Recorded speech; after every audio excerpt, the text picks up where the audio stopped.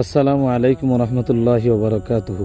সম্মানিত মুসলিম ভাই বোনেরা, আপনারা জানেন, অবগত আছেন, বেশ কিছুদিন ধরে যেভাবে প্রতিটা ঘটনা আমাদের সামনে দিনের আলোর মতো পরিষ্কার হচ্ছে, আসলে এই ঘটনাটা এখন যে চলতেছে বিষয়টা এরকম না, এটা পরিকল্পিতভাবে হচ্ছে। আপনি খেয়াল করবেন, আমার বোনদের তারা সবচেয়ে বেশি টার্গেট করেছে এবং সেইভাবে তারা আগাচ্ছে। ইস্কনদের বিরুদ্ধে কথা বললেই গুম খুন আরো কত কি হয়ে যাচ্ছে। কেন? এটা আপনাকে বুঝতে হবে। এটা হাত এখানে না, ওই পর্যন্ত। এটা কেন হয়েছে?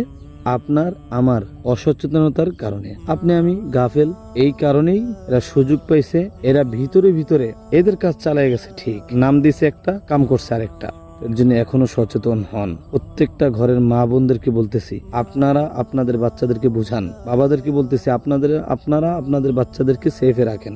আজকে আমি একটা ভিডিও দেখলাম যে মেয়ে নিজে বলতেছে, মুসলমানদের কাছে আমরা সেফ না, এর জন্য হিন্দুদের সাথে আমরা বন্ধুত্ব করতেছি। যখন তৌহিদি জনতা ধরছে তখন এই কথা বলছে। এমনি আরো অনেক ভিডিও দেখা যাচ্ছে না? তাহলে এটা কেন হচ্ছে? এটাকে আপনি মনে করতেছেন এমনি এমনি? এটা একটা ফাঁদ। এই ফাঁদে আমি পাড়া দিতেছি, অলরেডি আমরা ফেস হয়ে যাচ্ছি। আর আমাদের বোনদের কথা কি বলবো, তারা অল্পতেই গলে যায়। তাদের ভিতরে আবেগ বেশি, বিবেকটা তো তাদের ভিতরে জাগ্রত হয় না। জাগ্রত করতে হবে আপনাকে আমাকে বুঝাতে হবে। আপনার আমার ঘরে আমি কি সেফ করতে হবে, আপনার আমার বোনকে আপনার আমাকেই সচেতন করতে হবে। এছাড়া তো বিকল্প আর দেখতেছি না।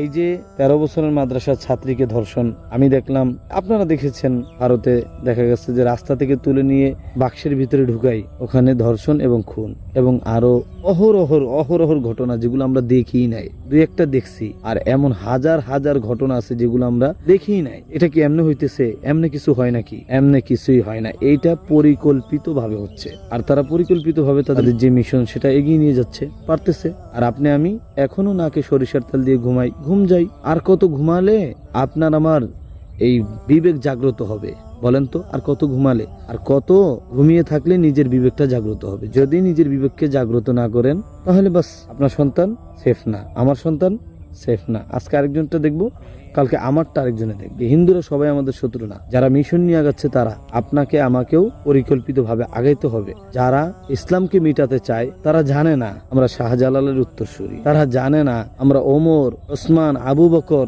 আলী রাদিয়াল্লাহু তাআলা আনহুর আজমাইনদের উত্তরসূরি। আমরা ভুলে গেছি আমাদের পূর্বপুরুষদের ঘটনা, ইতিহাস, তাদের যেই গৌরবীর্য গাম্ভীর্য ছিল, তাদের যুদ্ধের ইতিহাস আমরা ভুলে গেছি। এর জন্য আমরা এখন কি হয়ে গেছি? আমরা কিছুই না। আল্লাহ আমাদের বুঝার তৌফিক দান করুন। আসসালামু আলাইকুম।